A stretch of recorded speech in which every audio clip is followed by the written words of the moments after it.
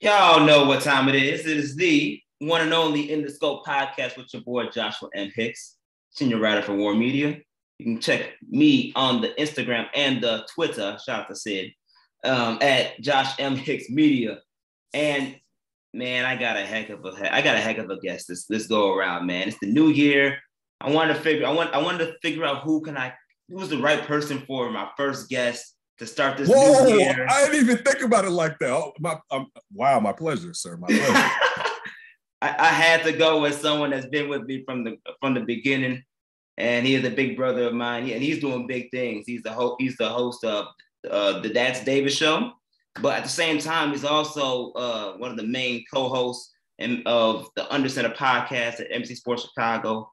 He's I love my big brother to death. My guy, Kenneth Davis. Ken, how you doing, man? I'm doing well. I'm happy to be in the new year with you, my brother, and love everything that you've been doing. And just appreciate you bringing me on at the beginning of the year, man. It's an honor. Oh, man, anytime. I wanted to do it with family first. You've been one of the day ones, especially for me. So I had to bring family the right way, especially since I have to make up all the other times I didn't got chewed out by you for.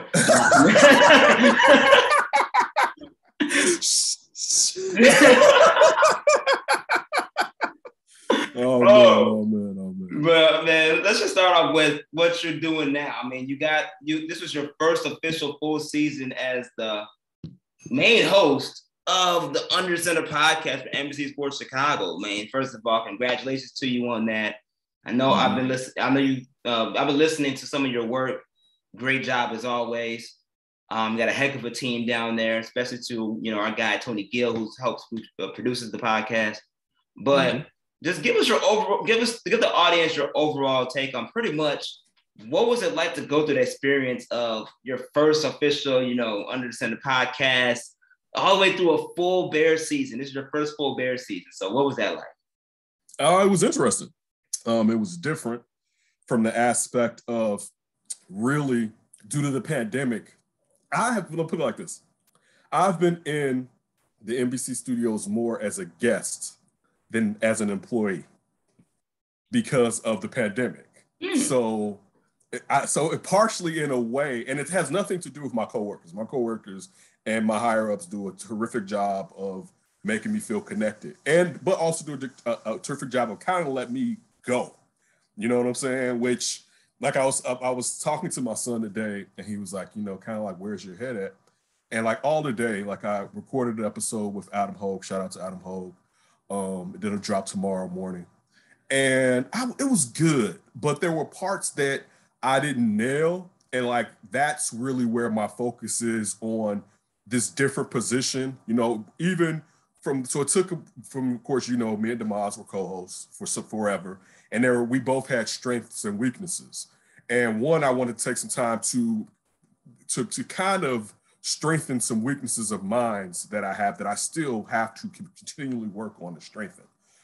So that's the thing. It's just my first year. I'm always the type of person looking at my mistakes and have to grade how diligently I'm going at it. So it's like, all right, let me turn this up. Let me show everyone really why I'm here. Like that's like really, I'm kind of getting my headspace, and I don't want to say for next season. I said this to my son for the next 2 months because the podcast. Everybody, podcast not going anywhere. If you know before, we're still going to drop episodes. It will be 2 episodes a week instead of 3 episodes a week. So that's kind of where, and it's kind of cool because after all the Nagy stuff, and on Monday. We'll be streaming. It'll be me, David Kaplan. Adam Hogue said today that Dave Wan said it'll probably be on there. Hogue, either Lance Briggs and or Alex Brown. I'm not sure about Olin Krutz.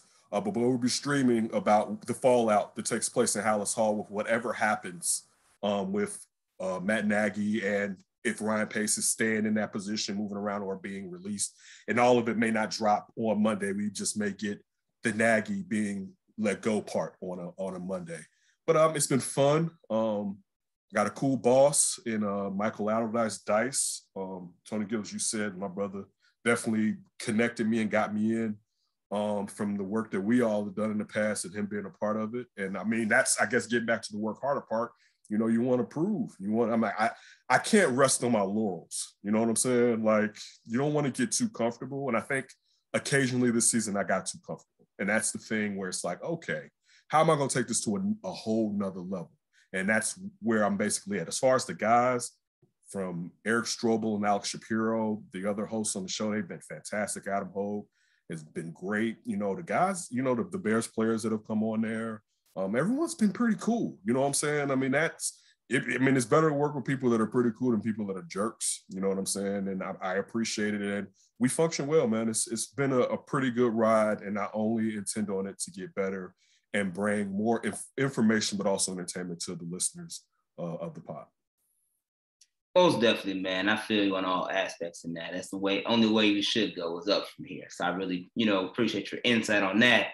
But did you just drop a bomb saying that Matt Nagy is for sure going to be out of here? Like, did you just officially just? I didn't. I mean, that's not a bomb, actually. Let me put it like this. Perhaps if I'm trying to go down your lane and be more of a journalist, you know, there's a chances and it's leaning towards that way. We have to wait to see. But yeah, man, Nagy's gone. Let's just be honest. He's gone. Right? And I mean, listen, not a terrible guy. You know what I'm saying? Only interviewed him once, but he got the vibe and he went along with the vibe. You know what I'm saying? So I don't dislike him. He's just, when it comes to coaching offensive football, he hasn't proven right now that's his forte. Perhaps if he gets a chance to be a coordinator again, he can show that that's a strength of his. Yeah, I'm glad you mentioned that. I was going to eventually transition into the whole fiasco that's going on at Hallis Hall. Obviously, you made it known that clearly you think Matt Nagy should be gone, and you wish that he is gone. Should have been gone last year, unfortunately. Right. Right. But what about Pace? What about Ted Phillips? You know, there's reports about, those guys potentially sticking around or have a higher chance of sticking around versus Nagy. I'm a type of guy who's like, you're gonna fire Nagy, you might as well clean the whole house, start fresh, especially since you got a fresh QB on the market in your hands. Like, just start fresh, get the whole offensive line together, fix everything. Everything needs to be fixed. So just start from the ground up, start from the top down, fix it all. But with these reports about pretty much they're going to do maybe a fourth of that.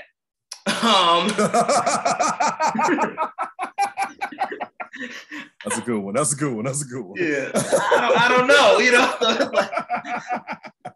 That was a good one. So, with that. Do you think that they should clean house, bro? I think they should. Yeah, of course, it's not even a question.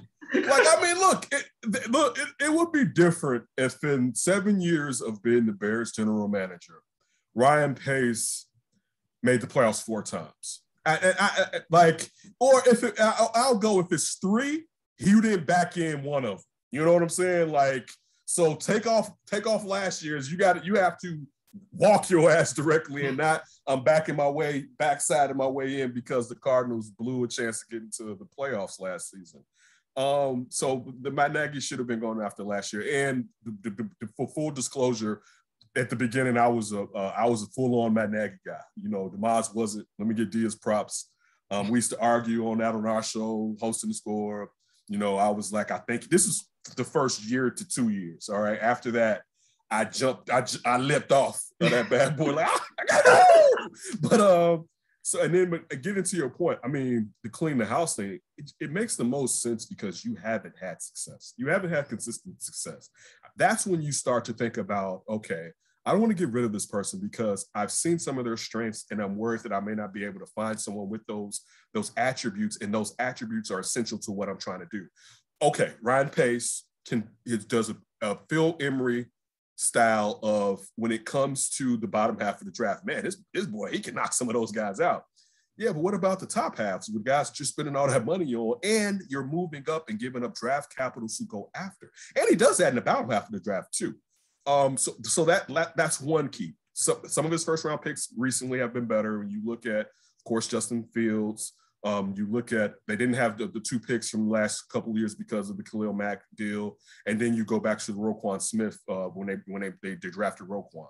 I mean, but the thing is, And I'll give him props for maneuvering around to get Fields. I don't think that was hard because of how the draft was shaking out. And unfortunately, well, I hope fortunately, because some people weren't as high on Fields as the Bears were. So I don't think that was like extra hard. As soon as Fields had fallen past like number 9, you knew, okay, the Bears can get him now. So I give him props, but I'm not going to just overwhelmingly give him props. On the Under Center show, a couple of days ago, or Monday show, I believe. Was it Monday? I can't remember. But I made this joke, right?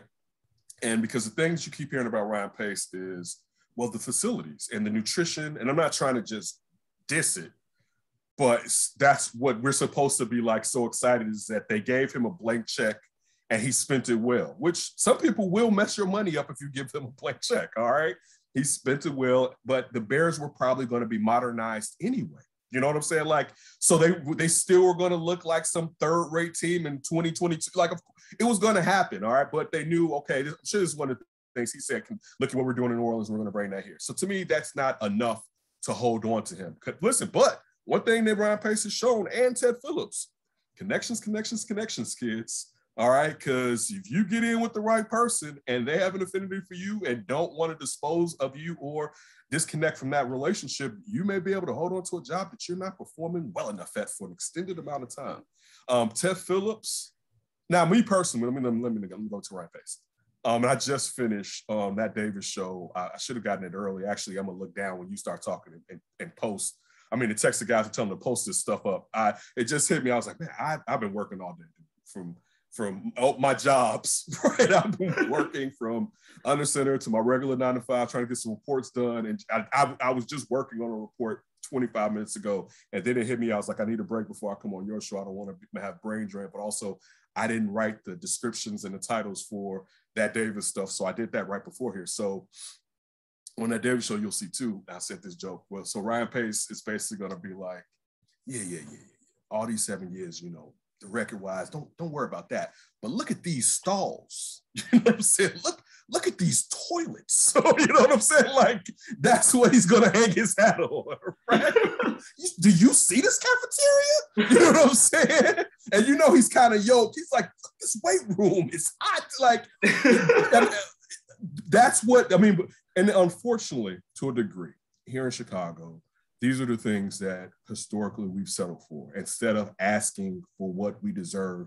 And that's top rate. That's not to say that you're contending every year. All right. This is the NFL. Parity is for a reason. You know what I'm saying? And parity can also go the other way too, as far as you can be a really good team and have a down year. I think we'd be okay with that. But it's the part of being a bad team and perhaps as an outlier having a good year. That's what we have here. And that's why, going along with what you said earlier, I wouldn't keep Ryan Pace and I wouldn't keep Ted Phillips. But with the Ryan Pace part, on a clip for him, I was like, Ryan Pace can stay if he gets Sean Payton. I know this isn't going to happen, right? But because Ryan Pace is probably going to stay regardless. But if it was on me, now it's McCaskey. The only thing outside of him in some ways taking a demotion, because I don't think it'd be bad having him in the draft room. I think it's bad having him have the final say in the draft room to a certain degree. You know what I'm saying? Yeah. So that, and I'm not saying you got to take all the power away, but he needs someone to kind of come in where he's weak at. You know what I'm saying? And be like, you know, look, I got you. You know what I'm saying? But outside of that, for me, if I'm ownership, he's gone. But if he can bring me a superior head coach in the Sean Payton, you know what I'm saying? Like, this is a real dude. You know what I'm saying? Mm-hmm. Like, if you can bring me him, you can stay. And I mean, stay at your position. Because also, I'm thinking Sean Payton being the good coach that he is, great coach for the most part, he's going to have say over the personnel. You know what I'm saying? Like, Ryan Pace is not going to be controlling Sean Payton. When he talk about collaborating with Matt Nagy, he really going to be collaborating with Sean. Sean Payton is going to be like, look, I can go here. That's if he was to leave New Orleans. All right, so that's the only way I personally prefer to keep him. I don't think that's how the Bears are viewing. I know that's probably not how the Bears are viewing. Ted Phillips, I used to believe it was for me, why talk about Ted Phillips? Because nothing's going to change. And it seems like the only thing that may change is he's kind of just tired. You know, like that's what you hear. He may retire. Hogue mentioned it on the show today. You can see it all the papers. Brad Biggs from the Tribune has reported it, that he's tired. he may move to a different position, totally away from football operations, even though I thought he wasn't really supposed to be involved. And the only reason they may want to keep him is, of course, being the fact that he did the new soldier. Oh, just historically, so people know. Michael McCaskey, George's older brother, who was the McCaskey that was the face of the organization throughout the 80s and the 90s, had a frosty relationship with then Mayor Richard Daley, all right, second Daley. And they used to go back and forth. And there was even just like the Arlington Heights situation. The Bears they're threatening to move to Gary, Indiana. I think it was Gary, Indiana. And basically the mayor was like, y'all can go, but y'all not taking that name Chicago Bears. So you're going to be the whatever, Kankakee Bears, whatever the hell your ass going to be, right? So anyway, Ted Phillips, who was the Bears, one of the Bears money guy or the Bears key money guy, they put him as the forefront, and he was able to negotiate with the city for the toilet spaceship that's now known as Soldier Field, right?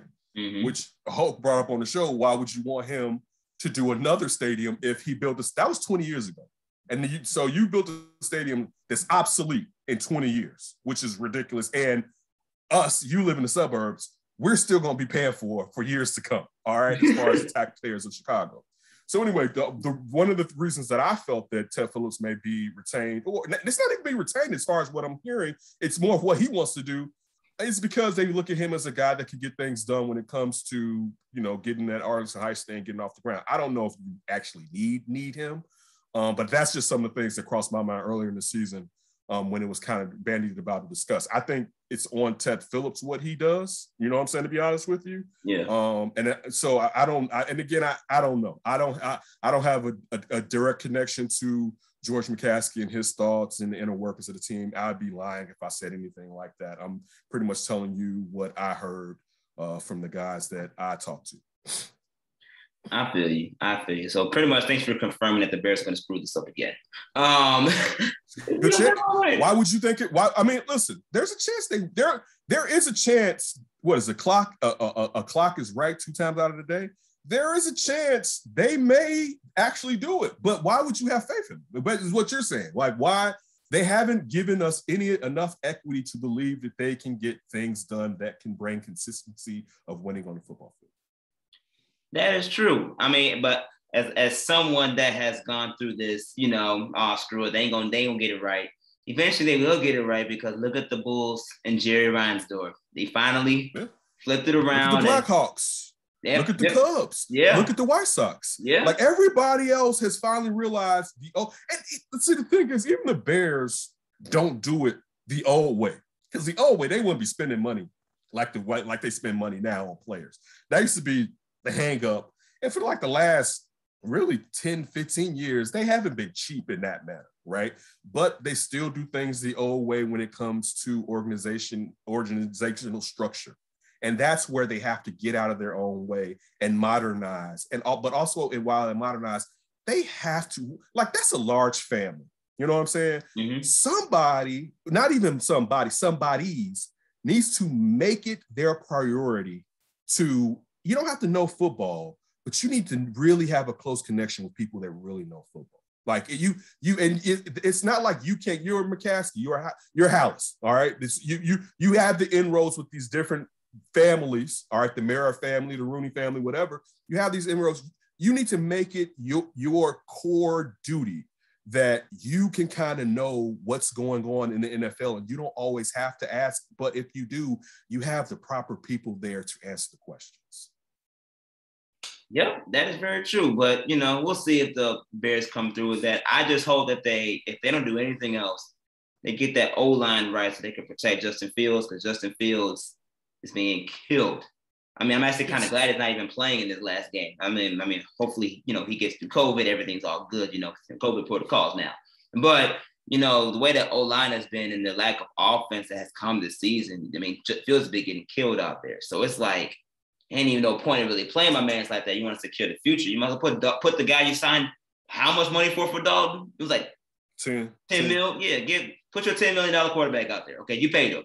Or you could either do that, or you could pay your $15, $20 million quarterback and Nick Foles as your third string. Bring him in. Like, bring one of them guys in. Don't kill the rookie because you can't protect him.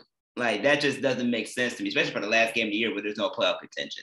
So I'm glad that he's not playing per se. But I do hope the Bears get it right, because if they don't fire anybody this year, or they hire a bogus coach, boy, Chicago gonna break loose. I think they're gonna do something different. Look, I'll put it like this. I think it will be different. I don't know if it's gonna be enough.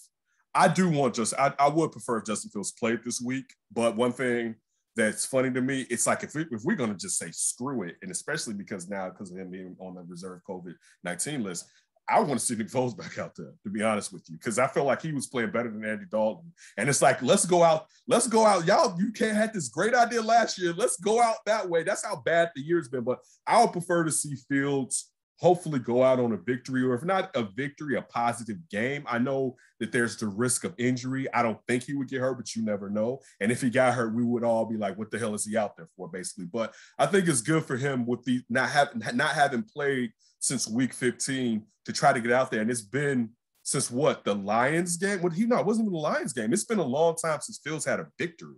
You know what I'm saying?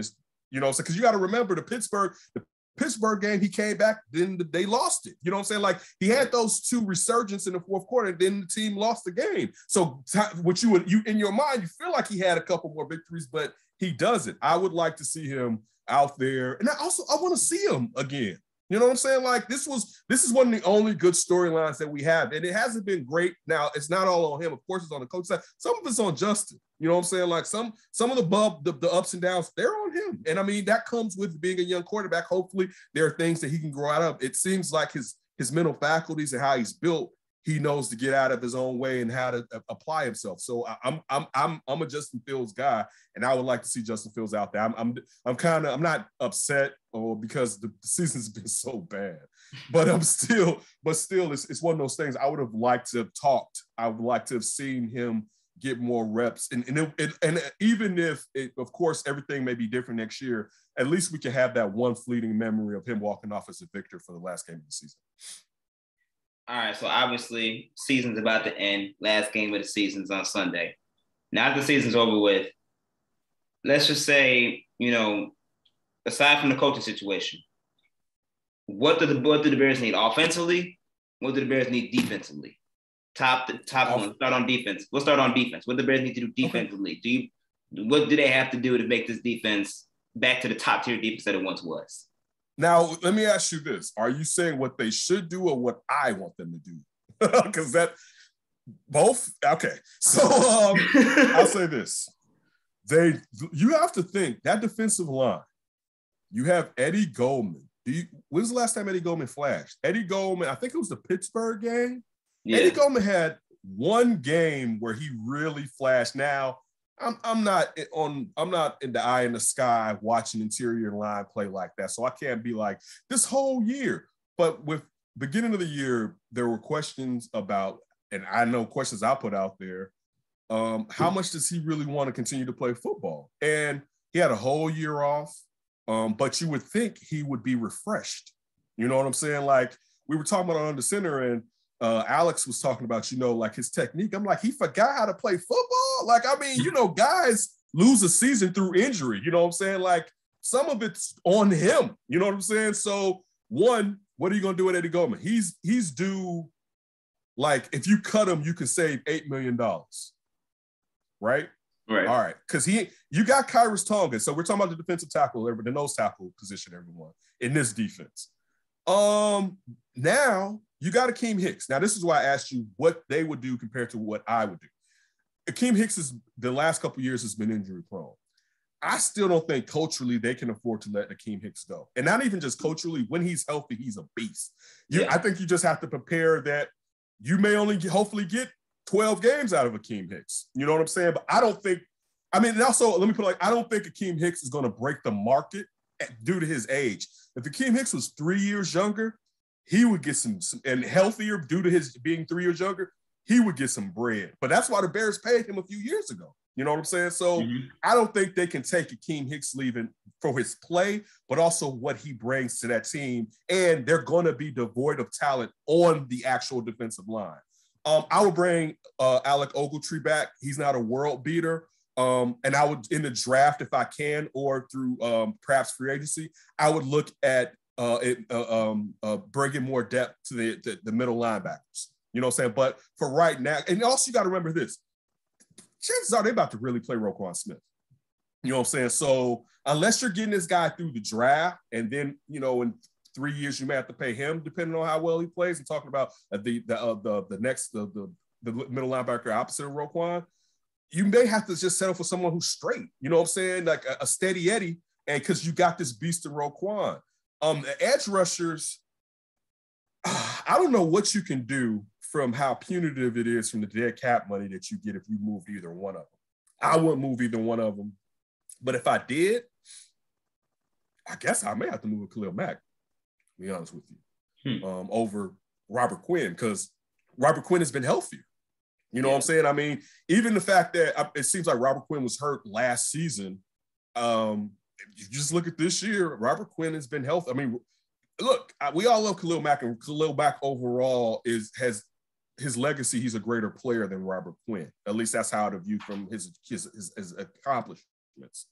But Robert Quinn just broke the Bears sack record. I mean, think about that. Like, you would think Khalil Mack has that record, you know what I'm saying? But no, Richard Dent still had that record, first slot and the second slot. So that's, I would look at that. I would keep both of them. But if I was looking to move one for draft capital, because that's what you'd be looking for to try to probably, I don't even know if you can get a first round. If you got a first rounder, it would be one. You know what I'm saying? Like, no one's going, like, if you, when the Raiders came kicking the tires on Khalil Mack at the beginning of the year, that's probably one of the only chances you may have been able to get a one and something else. You know what I'm saying? Like, right. Something else. Not saying it's 2 1s. I'm just saying like a one and something else. But now with him being hurt 2 years in a row, basically, I don't know. Like, I feel like some people's going to try to scam you on that. Safety-wise, you're stuck with Eddie Jackson. All right? Like, that dead cap money hit, baby. And no one's trading for him. All right? So Eddie Jackson's going to be here. I don't know if you bring back Tayshaun Gibson Sr. Last year, he played well, stand-up dude. This year, he hasn't been the same player. Because last year, I didn't think he was going to be someone that was like, yeah, that dude, I'll keep him around. He played well enough last year. I wanted him to be back. He hasn't played well enough for me this year to feel the same way. But you can't have holes everywhere. Like, and the problem is, too, the Bears have a lot of players that aren't signed. They're coming out of their contracts. All right, so that's the defensive side. You look at the offensive side, you got James Daniels outside of Jason Peters, who played well this year, but we're talking about your core guys. As their core guys, James Daniels is viewed as being their most talented offensive lineman. His rookie deal's up. What you gonna do? Now he's a guard, but I mean, from what we think he's going to be, or what we expected him to become, his injuries have perhaps held him back, but in a good way, may have held him back to where that cap hit may not be as high now if he played well enough to make a Pro Bowl or so, or other teams. Not saying other teams don't value him, but put a premium on him. All right, you have that. Jermaine Ifedi's up. I'm not saying you have to sign Jermaine Ifedi. Just right now, the Bears aren't good enough to move off of Sam Mustipher unless a center falls into their lap. Sam Mustipher is decent. He's not a world beater. Larry Bourne has played well at right tackle. You may have to view sometime in this offseason if you have to flip Jenkins and Bourne. Like, now, I know, like, on the Football After Show, Olin Cruz has said they need to just go out and pay for a left tackle because the time for trying to find somebody has passed. You need an established guy. I don't know who's out there this year compared to, like, Brown that was out there last year with the 49ers that the Bears tried to go after.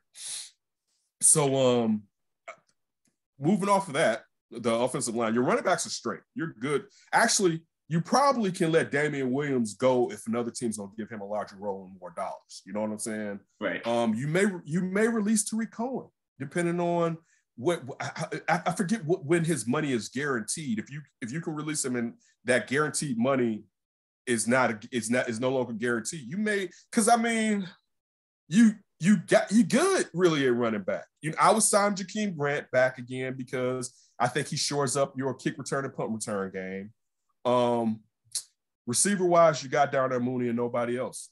You know what I'm saying? So Allen Robinson, if he wanted to come back for the right price, perhaps I would bring him back. I still think he's a quality veteran and a nice player. I don't know what happened this year, to be honest with you. I'm sure it's a mixture of everything, though. But you got to get, I mean, for me, receiver is at the top of the list in the draft. Yeah. You know, but I'll say this. You're drafting in the second round. If you have to take a receiver really 15 slots maybe ahead of where he was going to go, I don't know if you should necessarily use that draft value to do that. I think you should take best player available, depending on what you need, because they need a cornerback too. You know what I'm saying? Like you cannot go into next year with the cornerback situation the way that it is and thinking that you're going to have these young men and Kendall Vildor, and even if you're talking about Thomas Graham Jr., really come out there and contend for the starting position. You either need to go out and get a quality veteran, like someone like a Patrick Peterson that went to the Vikings this offseason. You need a guy that was like, we're gonna get somebody on the downside. He better be coming down from the tippy top. You know what I'm saying? Like the mountain, like my downside, I'm coming up from up here, not a guy, who's already right here, right? And it's like, oh, you're like, so that's what I would put a premium. But getting back to offense, you need a U tight end.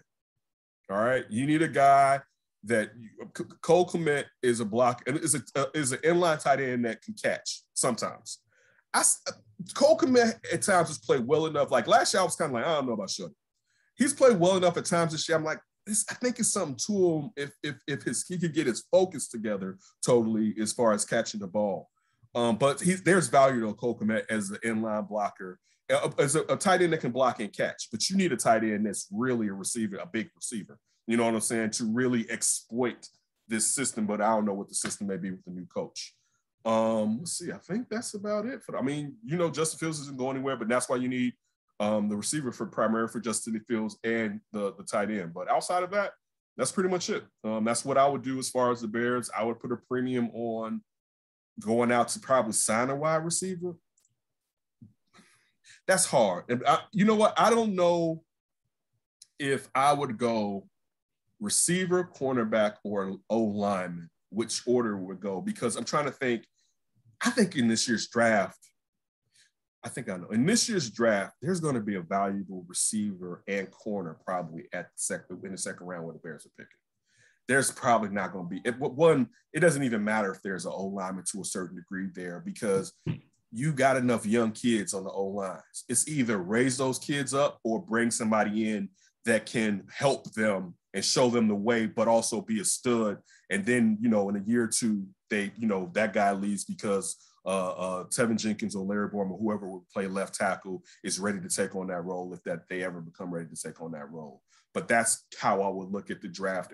I would probably look at free agency and look at going after a reputable receiver. You got it. Like, even if you get a receiver, I want to say O-lineman, but I would say even if you get a receiver, you're still going to have to get receivers in the draft. You got to look at the depth that they lack at receiver and also the quality. You know what I'm saying? Like Ryan Pace really, outside of Darnell Mooney, Ryan Pace hasn't hit on receiver as far as in the draft. I mean, he's going out and got some guys. He really hasn't hit at receiver. So that's, when it comes to the organization, that's kind of the moves that I would make if I was in charge, and some of the moves I think they're going to make in the future. Well, Ryan Pace, if you listen out here, Ken's about to go after your job. Everybody listening right now, you're listening to That's Davis on the Twitter, on the Instagram, and I know him as Ken Davis, big bro, KD. So, Ken, man, we're going to transition to some Bulls talk real briefly, because, the Bulls are sitting number 1 in the Eastern Conference. So, as well as like, I've been one of the ones that's been very vocal about these moves. That they Oh, you was a hater? I was not a hater. Oh, no. Oh, was you a Tony Gill? It was probably Tony. Tony didn't like the moves. Yeah, it's probably Tony, because me, I love it. I mean, okay. I'm just saying. I was just making sure. Please continue. I don't mean to interrupt. Please continue. Oh, no, you're good. Yeah, I was one that applauded the moves. Yeah, me too. And especially, I didn't think it was gonna come off like this, though. I didn't listen. I thought they would be. I thought the Bulls' ceiling was 4. Maybe 3, but I was stretching it, right? Like, yeah. But I thought with the talent they had, they shouldn't, if they play well enough, they shouldn't be in the play-in because it was like, that's too much talent. That's not right. Like they didn't just bring in a bunch of kids. They got vets over there, right? So looking at the talent, I liked it. I never in the world thought it would be this early. I mean, and look, because of the Bears, like I could feel it at the beginning of the Bull season, but I've been so enveloped in Bears that I haven't been able to get into the Bulls. So after Monday, man, I'm about to let this Bulls rush all over my body and enjoy this, right? Like it's nothing like, I always tell people, being a brother, it's nothing like being like downtown, any place. And particularly talk to like a sister, or older Black woman or something. And be like, hey, you have to go home and watch the game. You know, I gotta watch the game. And you'd be like, what game? And it's like the Bulls. Like when the Bulls are good, it's just the game. Like, especially with the playoffs, it's just the game. It's just a part of the fabric of the city. So it's not fake. Like it doesn't even feel like, I mean, not to say that they won't hit some bumps, even though COVID didn't do it, but still, they make someone, unfortunately, knock on wood, could really get hurt that's integral to this situation, or they could just go through a lull. But man, I mean, you just said they're first in the East. DeMar DeRozan is playing like y'all must have forgot. It's even bigger than y'all must have forgot. It was like y'all must have forgot, and I'm gonna hit you with this too, right? Zach having a star along with him, it allows you to appreciate the ease that his abilities allows him to do whatever the hell he wants to do on the court. Mm-hmm. I was just watching Io at Illinois get his jersey retired right before coming on here. I mean, him playing like that. First of all, him falling to them in the draft, him snatching up minutes from Kobe White, and probably in a sooner or later helping Kobe White. He's on that road. And I was a Kobe White. I'm a Kobe White guy. Billy Donovan. And one thing I said, like, when this all happened, I guess we know what Billy Donovan, what Arturas Karnisovas and Mark Everson told Billy Donovan. Because that was the question, like, Bulls suck. Billy Donovan came here, right? And it was like, okay, you were thinking, you know, when they're giving him the pitch, what are they saying as far as how this rebuild is going to go? Is it going to be a rebuild built strictly through the draft, or they're going to do what they did? And clearly they told him, we're not going to wait. You know what I'm saying? Like, man, these number ones, don't worry about these number ones. We're sending them on their way, right? It's terrific. And I think, getting back to what I said again, it's not fake. Like, it's real. You know, you look at, I think yesterday or 2 days ago, they were 12th in defense efficiency in the NBA. And they've been higher than that during this season. You look at somebody like Vucevic trying on defense. So, it's crazy sometimes how lazy bigs can be, right? Like, Nikola Vucevic is not a good defender, but he actually gives effort. And that effort at times stops the opposing player. You know, like that little 2 inches off the ground block that he's mastered on the time. And as far as, okay, I'm watching when you're going up for it. And he's not catching up here. He's catching it right here. You're like, yeah, but he's catching them. You know what I'm saying? Like, just the effort. Like I said, the coaching of Billy Donovan. There's still going to be some problem. Billy Donovan isn't known as a tactician and a guy that can make adjustments in series, let alone games. So we'll see down the line, especially if they, you know, let alone they face depending on how the Heat are, if Jimmy's healthy and the Bam's going to be back. But you don't want to run into an Eric Spoelstra with a coach who's not a savant. You know what I'm saying? So, you know, there's a couple coaches, depending on how much talent they have on their team, I'm worried about, perhaps. Really, not even a couple. I'll leave with Mark Spoelstra. Eric Spoelstra. I don't know. I can say Eric Spoelstra. I'll leave with Eric Spoelstra. But still, I in my heart of hearts, I thought the Bulls could be the third best team, perhaps in the East. They still got to figure out the Sixers. All right, like, and that gets to like, and I mean, it'd be crazy. Like, I'm gonna be honest with you. For my Bulls, and this isn't even me. This lets you know how much I love the Bulls. For my Bulls, I hope the Sixers don't trade Ben Simmons this year. And if they do, I hope, well, the trade deadline is coming up in a month. Because as long as he's not on that roster, I mean, withdrawing his talents from that roster, and they're holding off from trading him, it allows the Bulls a really good chance to beat the 76ers in a 7-game series, in my opinion. If they trade him for something, I'm worried about the 76ers when it comes to Bulls. Because Joel Embiid is a problem for this team. And if Joel, and leading into that, if Joel Embiid is going to be a problem, Giannis is going to be a problem too. You know what I'm saying? So, but I was going to say Mike Budenholzer, but I feel like because he's won it, we're acting like, a year and a half ago, we're like, know about that, Mike Budenholzer. You know what I'm saying? As far as, making changes and adapting and things like that, similar to what I said about Billy Donovan. Nick Nurse, if Nick Nurse had a team, I'd be worried about Nick Nurse. All right. Like it's talking about coaches and these. Nick Nurse had a team, I'd be worried. If Steve Nash was a vet and a coach, but I'm giving him too much credit. He doesn't deserve that yet. But he doesn't. You got to earn it. But the Nets, look, dude, I didn't like the fact that Kyrie came back last night and did what Kyrie did last night. You know what I'm saying? Because as the Nets were constructed without Kyrie, in all fairness, how the Nets was constructed, I'm like, Bulls beat them. Right? Like, the 7-game series, Bulls beat them. Like, that ain't enough. And that's the crazy thing. If you asked me this, if you told me the Bulls could have this roster last year, and you told me the Nets would only have Harden and Durant, I'd be like, man, the Bulls can't beat them, right? Because I didn't know, one, that it was going to gel. And I didn't know DeMar DeRozan was going to have I'm going to show you MF's year. You know what I'm saying? Like, what? Like, I didn't know he was going to take one coming to the largest market he's played in the United States, all right? Not North America. We'll go in the United States because I don't know how many Canadians, when he was there, was tuning in for that one team that was left in Canada after the Grizzlies left. But for him to be on this stage in the East, knowing what he can do, Zach letting him do it. You know what I'm saying? There's a lot of cats, man, in any sport are not going to let you come in and rock, especially when I've been waiting to win. You know what I'm saying? Like, you've won before. As far as, I'm not talking about titles, I'm talking about winning seasons, right? Like, Zach LaVine hasn't had a season above 500. You know what I'm saying?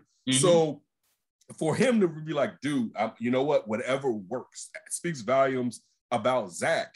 And I mean, it's beautiful, man. And listen, it may not work out. I'm going to enjoy it. I was thinking today, DeMar DeRozan got a 3-year contract. If he plays these 3 years, and he's getting older, so if there's slippage, but he plays his ass off for these 3 years, maybe if stays long, he a Bull, man. I don't care what nobody else got. You at the Bulls picnic. Get that Raptors picnic.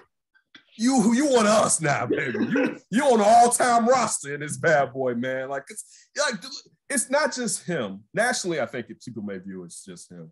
But for him to be really the harbinger of just bringing Bulls basketball. Like, dude, I had so many Bulls games on my DVR that I just deleted last year. Like, first of all, I'm like, no one's seeking this content. I'm not going to just go watch this. No one's like, man, we need to know what's going on with the Bulls. Oh, they're bad. Do you want me to come back and give you some more? Like, it was this even after the Vooch trade when you thought they were going to start taking off a tad bit. You know what I'm saying? So, I mean, to go from that to number one in the East as of right now, this Thursday night, is beautiful.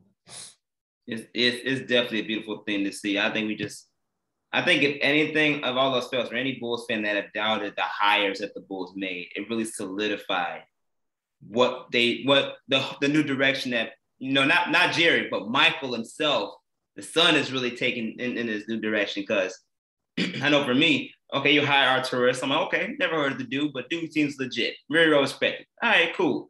You keep John Pass as senior advisor. Okay, hold on, my brother. Hold on now. Like, you keeping a dude that pretty much pull the plug out the bathtub and let it go down the drain. Like, hold on now. Right. So, okay, you're going to keep him as an advisor? All right, fine, whatever.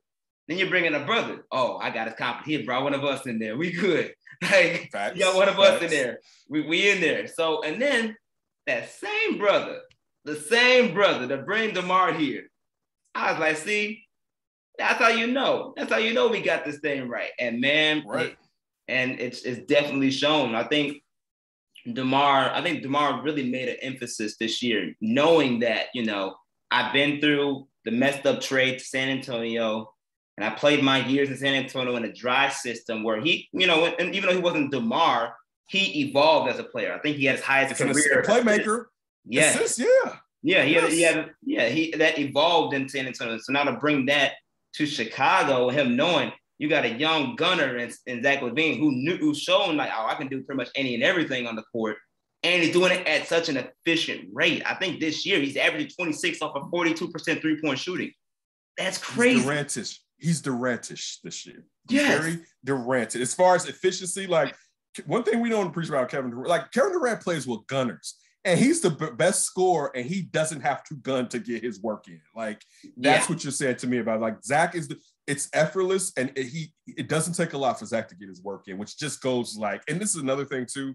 I was thinking about this earlier today. I can't wait for next year and the year after to see the parts of DeMar's game that Zach starts to show you in his game, especially around the free throw line, and we'll get into his spots where it's just like, because Zach gets anywhere he wants to get. So, and what used to be a weakness as far as like, man, Zach's not strong enough. Zach be banging fools now. You be like, Zach, I seen that body controlling that contact you took on right there. So I'm with you. I'll say this, and I didn't think about it till today.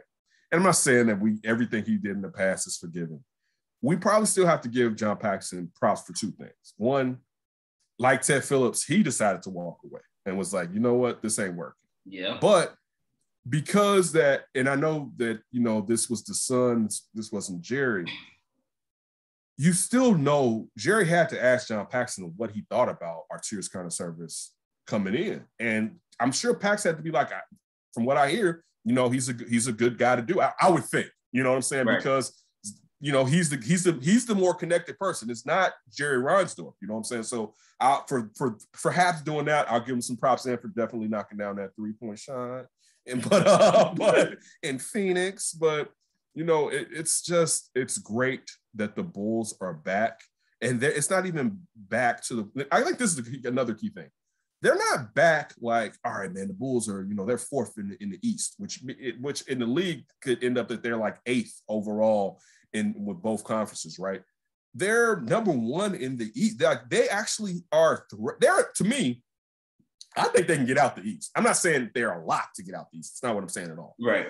But it's not like Ryan made a bet where he put down $100. If the Bulls got out of the East, he wins $1,300. It's not a bad bet. Like, that's not crazy. Yeah. That's not a bad bet. You know what I'm saying? Because, I mean, they're to me, and then some teams may get hot. I don't know what the teams may do after this trade deadline. But there are only really 3 teams. And I'm saying, like, just that I'm a hard on, like, man, I think they can beat the Bulls. That's Milwaukee. I will put the Heat on there, but it's going to have to depend on how Jimmy is. You know what I'm saying? Because if Jimmy ain't right, and I mean, culturally, they may have the best culture in the East, let alone the NBA, right? But so culturally, I don't think Miami will drop, but you need Jimmy Butler, right? So I will put Miami up there. I guess it's Miami and Nets, depending on what happens with Kyrie. And please, man, and this is going to sound so terrible. Lord, if Kyrie gets vaccinated. Right? Like we are in some trouble. Because, I mean, you add him, it's that team, it fits so perfectly what those 3 players can do together. Just think about last year, the fact that he moved off the ball for James Harden. Mm-hmm. You know what I'm saying? He moved off the ball, and he still was killed. It was like, oh, I don't need that, right? He killed last night. His debut last night, dropping 22 and 10 of them in the fourth quarter. Like, dude was still. That's the key. The 10 in the fourth quarter are the key. On top of those two stars players that played all these minutes this year. But the 10 in the fourth quarter is that the real thing, like, man, he kind of back. You know what I'm saying? He's still going to have rusty games, but, I mean, Kyrie Irving fundamentally is one of the most gifted basketball players ever. Yeah. All right, regardless of what you feel, he is one of the most skill-wise. It's hard to really put him. It's very few people that's on par with him skill-wise. So then I would say, and they would be the 76ers, man. And like, those are the teams where I'm like, you know what, the Bulls may have something on their hands, and a little bit, the Knicks a little bit, but not. I would give the Bulls. I'll go with the Bulls over the Knicks. It's only that the Knicks and this little thing that they're doing, they had a year ahead of the Bulls to do it. You know what I'm saying? But I don't think the Knicks can knock the Bulls out of the playoffs. I do think the Knicks would be a team that we would go into it thinking like, all right, the Bulls should be able to really handle them in the series. And I think it'll be a series. We'd be like, damn, that series is harder than what we thought. Like, I think that, and I think that also has to do with the fact that there's such a connection with the Bulls on that team to prove something. And their head coach wants to show you up. Derrick Rose wants to show you up. Yeah. Taj is, and they're talking to the other players on that team. Like, you think the other players on that team don't want to do something for them? So the Bulls should beat the Knicks, but I don't think it's as easy as it should be. I don't think it's as easy as it should be if the Knicks were playing another team where they didn't have these type of connections that they do have due to the fact that they had a coach and the players that played in this team in the past. Yeah, I mean, the Knicks will be very interesting because, you got to figure out, Tibbs has to figure out how he's going to play Derrick Rose and Kemba. I think you can play both on the same court together, to be honest with you, because you can make D Rose as the number one point guard, and you got Kemba more the two. The Bulls would. I'm gonna say, do you curse on him? I do not, but hey, I mean, okay, I won't curse. The Bulls would mess the Knicks up if they was foolish enough to go small court, bad defense. All right, like you bet not try to come because. They're gonna do if you go, but your point is right. You still have to figure out how you're gonna balance that out. But with they already got lengthwise, they got the 96 Bulls here. I'm talking about Ron Harper, Michael Jordan, Scottie Pippen. And not to say they're not on the same players, but you're talking Lonzo, Zach, and DeMar. Like, they're long in those first three. So that is going to be an issue if you come in here with the diminutive backcourt on them. But so I hope you're right and they do run it like that, because I think the Bulls, look, dude, Lonzo will be on those kids' asses. Not to say that they can blow by them because it's the NBA, they're fast players and everybody gets beat by a point guard. It's just the fact the NBA now, due to the rules, point guards can get busy. When I was a kid, you had to be a supreme point guard to get busy in the NBA. Now you be straight, right? Like, they can't touch you. They can't put their hands on you, and the lane is open for you to come inside. When I was a shorty, man, those bigs was knocking your ass down when you came into the lane. You could no. So now, it's easier, and everybody's basically going to get eaten up by a point guard. You know what I'm saying? It's kind of how it goes for the most part. But still, if you ran that here, boy, chef's kiss, the Bulls will be on that ass. I mean, not to mention too, you got Alex Caruso off the bench too. So I didn't even mention that. I didn't even mention, dude. Listen, Caruso with Io on the other wing. You start having Kobe play some defense. Dude, so Kobe White, to me, Kobe White's the X factor in all this. I think Kobe White, in order for this team to go as deep as they want to go, Kobe White got to be the dude that helps them get there, because his skill set for that bench is so necessary, but he has to play the right position. Like, he has to play with the right people on the court with him. You can't just put him out there with just anybody, because Kobe White's number one is not a point guard. He's a scoring guard. So you need someone that can facilitate the offense.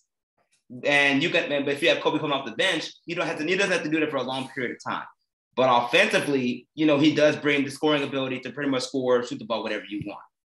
So you need someone that can handle the ball and run an offense, but at the same time, be so comfortable with Kobe White being Kobe that once he gets comfortable. Don't say that Kobe like that, though. Don't. I saw what you tried to do there, Josh. just put White after that, because you was like Kobe White being Kobe. I don't like that. That Kobe White be white. I mean, it works. I know. That's what made it great. Right? All right, but look, this is my thing, and I think you've hit on something. One, if the Bulls go deep, they're going to need Kobe White. True, but I don't know that. I think that need is twofold. If you stand pat with him, you're gonna need him to be a threat. You're gonna need, hopefully, him to be a guy that could get you 15 points. But I won't just say automatically, because some games he may not get the minutes to be able to do that. So not on what he's doing, but just on situations he may not get enough ticks for him to go out and get 15. But if given said amount of minutes, he can score around 15 points. Great. You may need Kobe White to be a piece to move. You know what I'm saying? And because let's be, if they're gonna go deep, they need a big. Yeah. You know what I'm saying? Yeah. I mean, and I'm not saying like some lumbering big. I mean, if they can get somebody long and athletic who's a rim runner, you know what I'm saying? Perhaps, but it's smart. So they're not going to get in foul trouble and compromise where Vooch has to play more minutes than what he has to play. It'd be great. And I don't want to ask for too much. If he can knock down a 15-footer, great. But if he doesn't, fine. But they need big, and he doesn't have to be a center, but he needs to be a power forward. Because in this NBA, a power forwards can guard centers a lot easier than when I was growing up. But he's a big. But see, back in the days when I was a kid, you was a power, like for instance, Chris Webber, and look how big Chris Webber was. Chris Webber did not want to play center, right? And I mean, he's like, it was and he was huge, but you had so many big fives back then. Now there's like what? I mean, as far as legit guys, there are like 5 legit big physical that are studs in the NBA. You got Joker, you got Joel Embiid, you got Sabonis, but I mean he's not necessarily a banger, but you got Sabonis, you got Rudy Gobert, you got a growing DeAndre Ayton, you know what I'm saying? But like as far as like big, I'm talking about guys that can go get it. You know what I'm saying? Like they may be their defenders, but they can put the ball in the rim. You know what I'm saying? Like you don't. What you got, and we talked about this through the thread, you got the Wood situation with the Houston Rockets. Yeah. Which, depending on how that can go, that would a live body that you can use. I'm gonna help you with the Kobe White thing. The Bulls now are a destination for buyout teams. And I don't mean like the lowest destination or the scrubbiest buyout.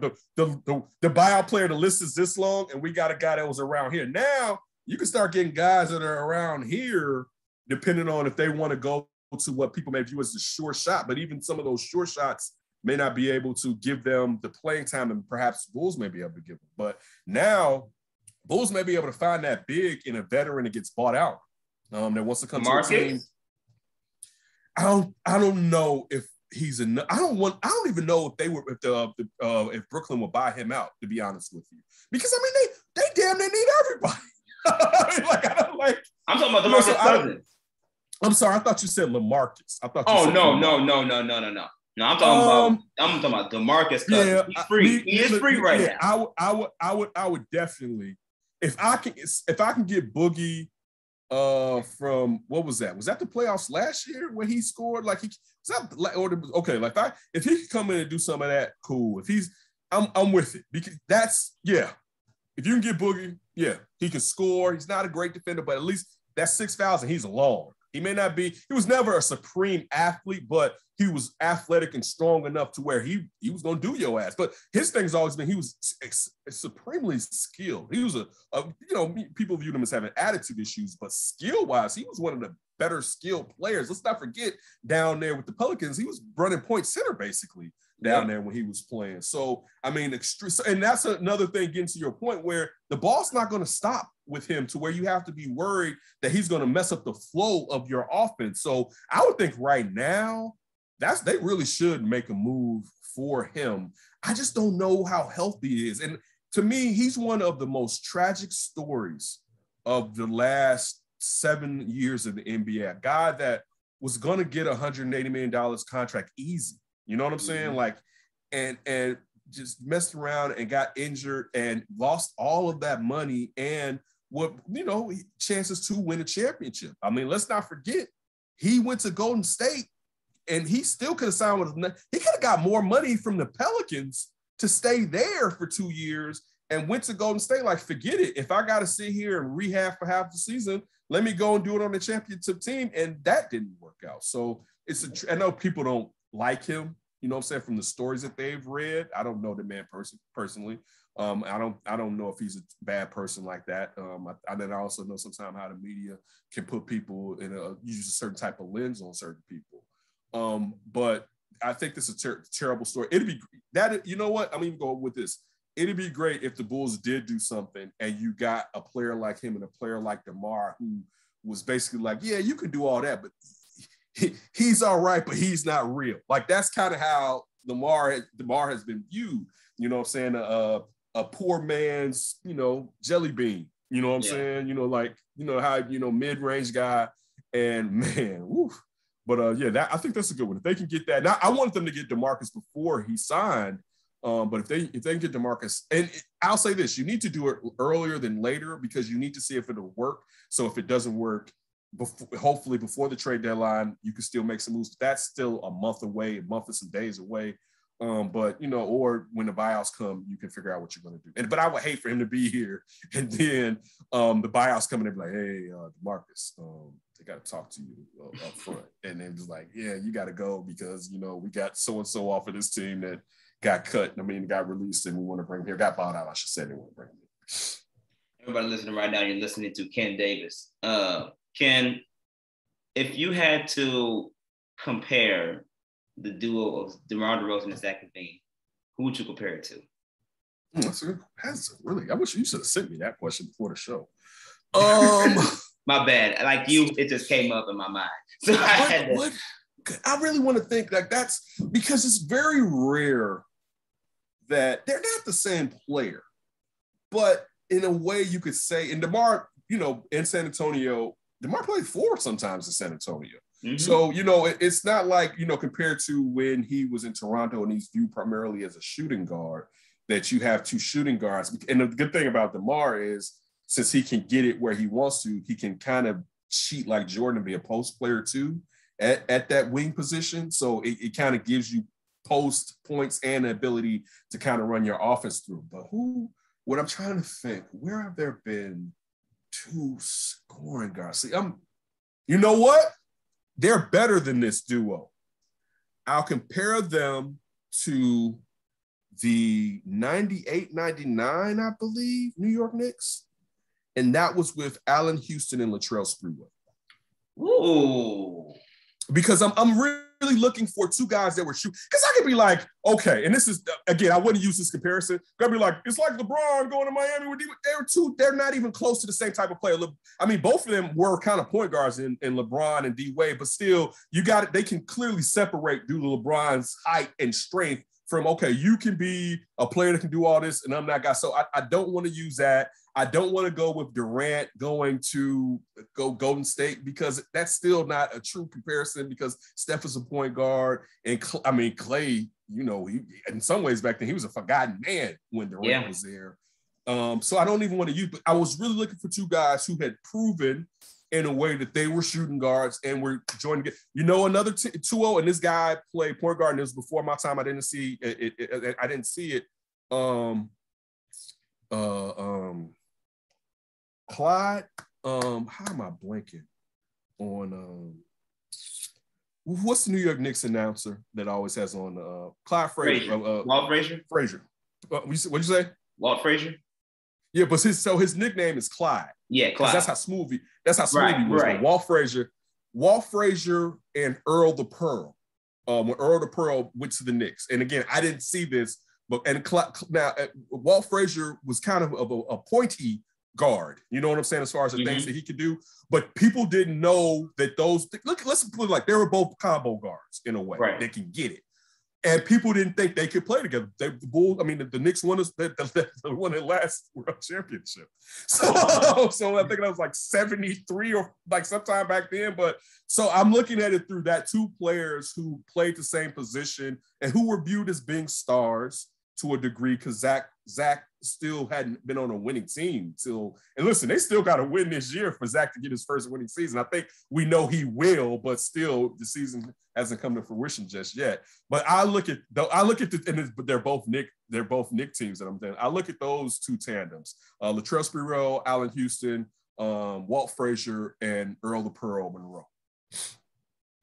I mess with that, especially the Allen Houston, Latrell Sprewell one. I really mess with that. I can see that. I mess with that. All right, Ken, I see you come through with the basketball knowledge, bro. Come through, son. Come through. That was a good question. That was a good question. You made me work for that one right there. I had to work. But speaking of duos, the All-Star votes started.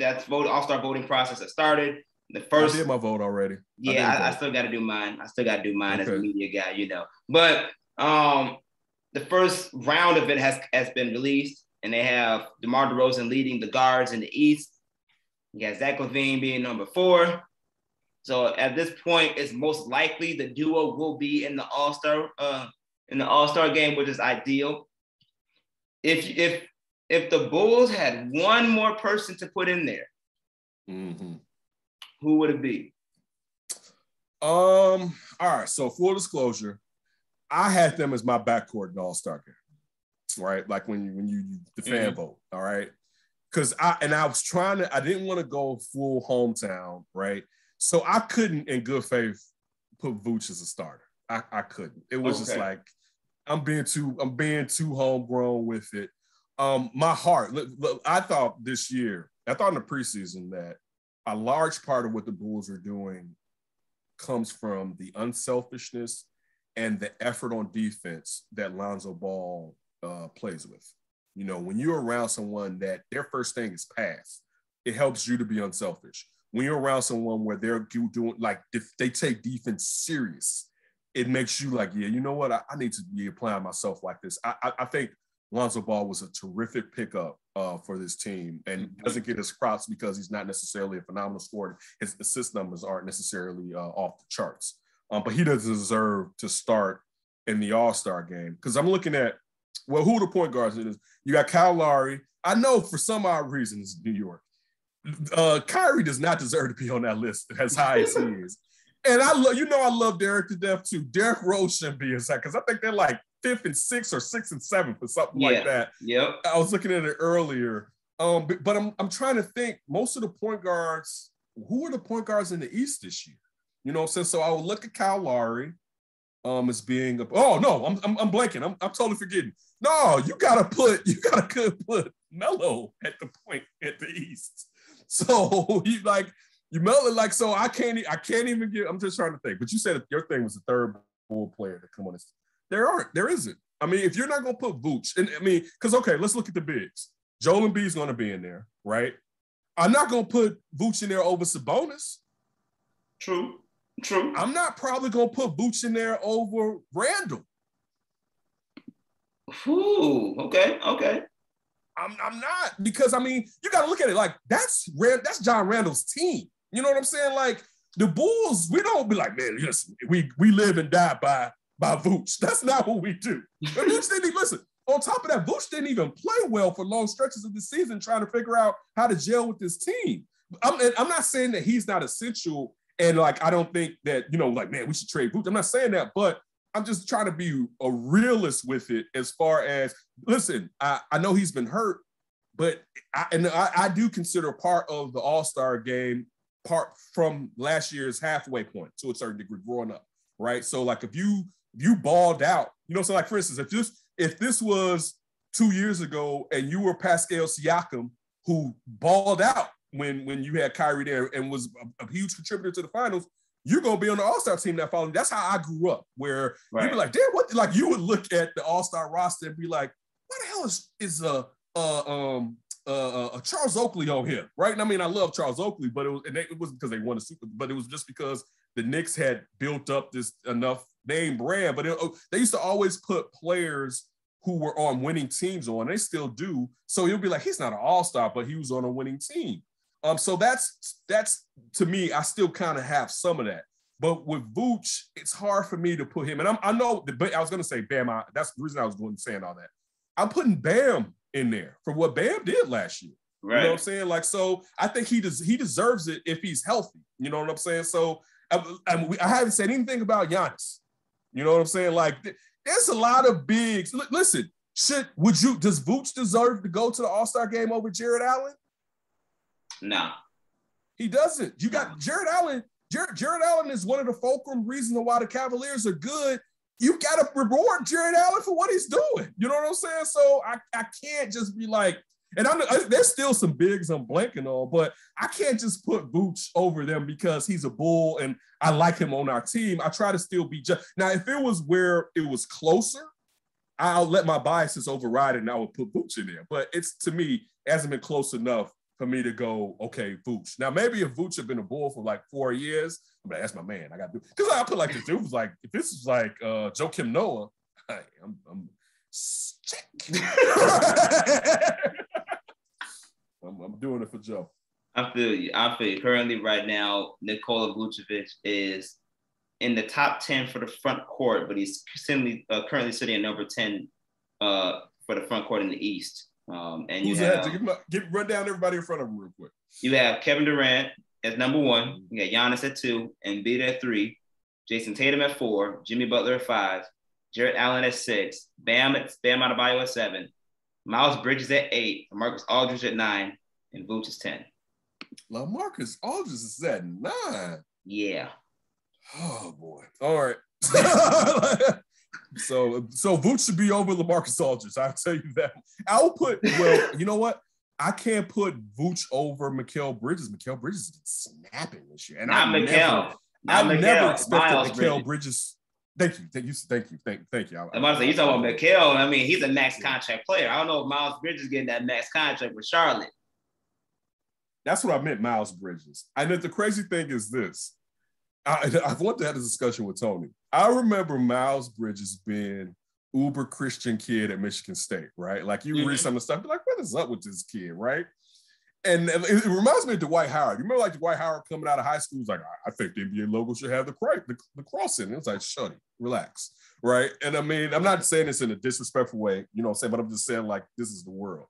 And it's funny to see Miles Bridges rapping about Shorty, I'm with Shorty, I'm with your girl. She doing this. Oh, you a snitch. I send up so. And it was like, and it's one of those reasons where you always got to watch kids and tell them, watch out what you're saying, because you may not think the same way after you get a little bit of life up in you or whatever. But that's one of the things. I'm sorry for bringing it up. Well, when I see him, it crossed my. But I didn't think Miles Bridges. But see, this was the reason why Miles. It was a different NBA 6 years ago, 5-6 years ago, when Miles Bridges came in, to where I didn't think him being a small forward, which I used to say he didn't have a lot of spin on his ankles, like ankle flexibility, even though he can leap, but he really seems like he kind of plods a little bit, right? I didn't think that, in the skin of the league has changed, I didn't think that he was going to be able to make it and flourish the way that he has this season. So he definitely deserves to be there. And shout out to Mikal Bridges, man. The Sixers shouldn't have traded him away. Man, I wanted him to drop in the draft so quick to come to Chicago because I love Me too. Like last year, people still sleep on what that guy can do and what you need as far as a wing player that can knock down an open shot, can dribble, but defensively you can put him on other teams. Like you need, like that's what the Bulls are still missing and what they thought P. Will would be, and P. Will still isn't that. But so I hate to, and I know there's expectations of Patrick Williams perhaps coming back and being on the playoff team, but I feel like you still got to know where he was at before he went down in New York Knicks game. Yeah, that's true. But P. Will's all gonna have some love for me because first of all, he's a cool guy to say what's up to. I was able to have a brief conversation with him earlier this year. So that's pretty cool. I got to give my props to that. Plus, he also came to the DePaul basketball game. I got to support him. He supports the real school around here, DePaul. So he supports the real school around here. So so I got to give him props for that for sure. Props. Everybody listening right now, you're listening to my guy, Ken Davis. Ken, a man of many talents, the man that wears many hats. What type of hats? What's going on in the different type of hats as we conclude the show, man? What you got coming up in the different realms of your life that our audience should pay attention to? On that Davis show, there are going to be some changes this year. Last year wasn't a heavy interview year in adjusting to how the show was going to go and kind of figuring the show out without D. Me and D have been partners since 2012. Yeah. I believe 2012 or 2013, we have been partners. I'm saying like when we started the show, because I can't remember if we graduated in 2012 or we graduated in 2013, regardless.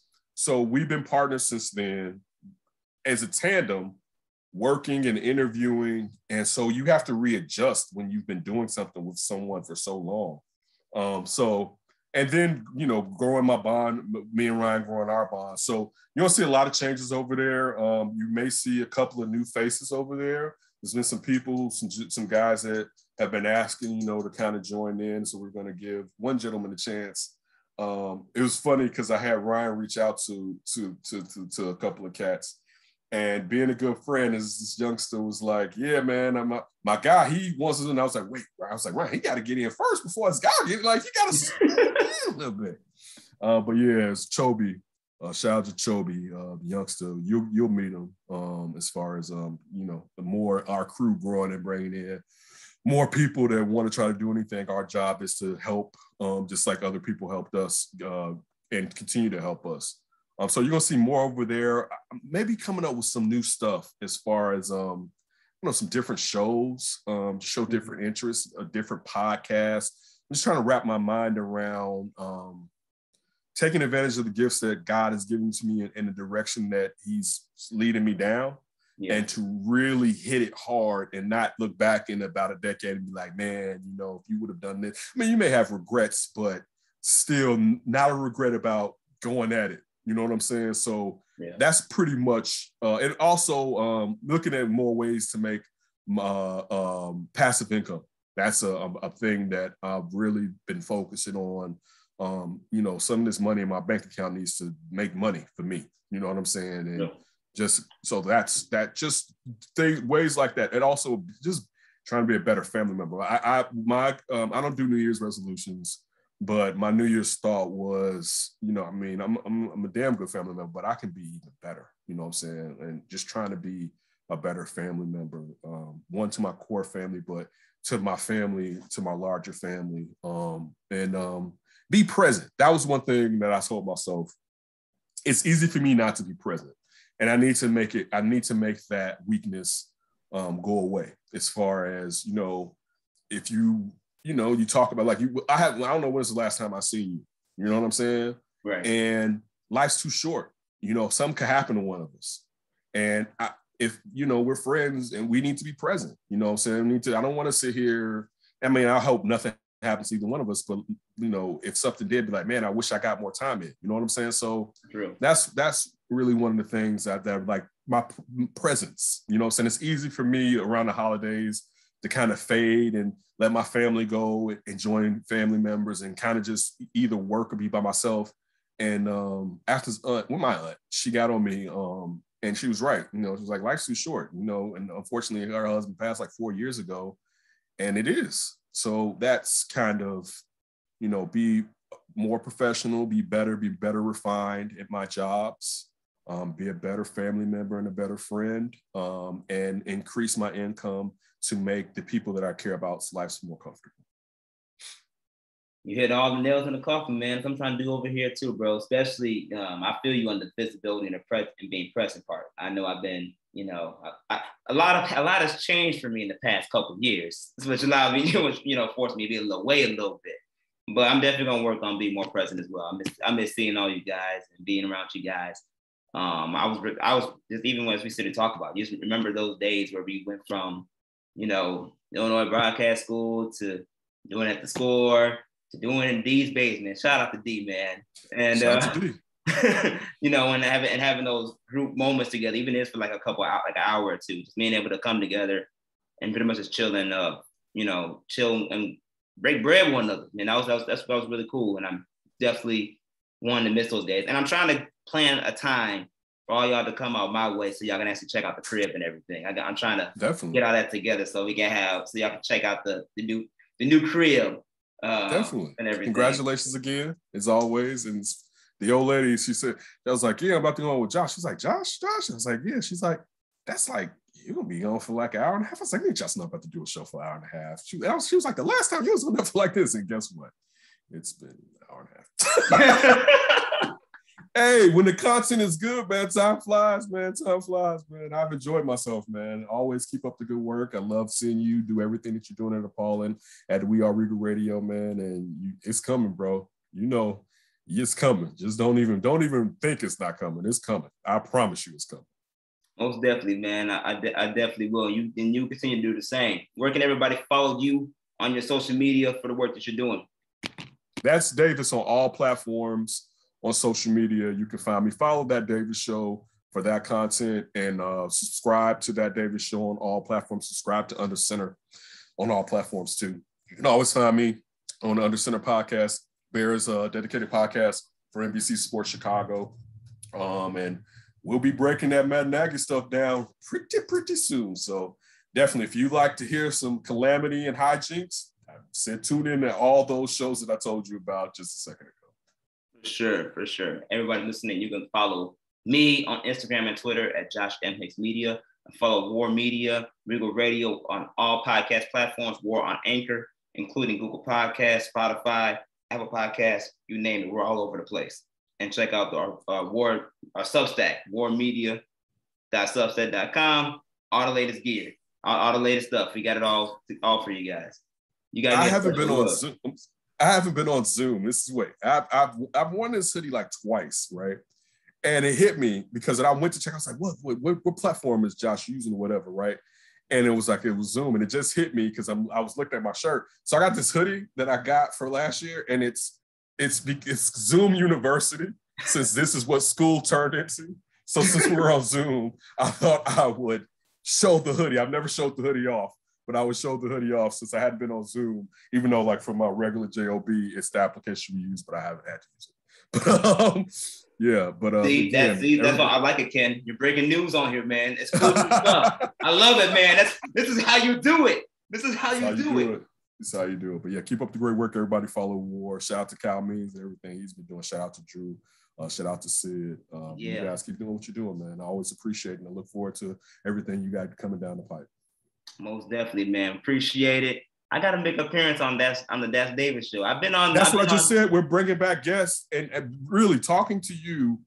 I was just thinking, okay, how are we going to work this back in? But don't worry about it. You'll be going into this year. You'll be back on the show. Don't even worry about it. Because we'll talk about it later. That's a different thing. Yeah.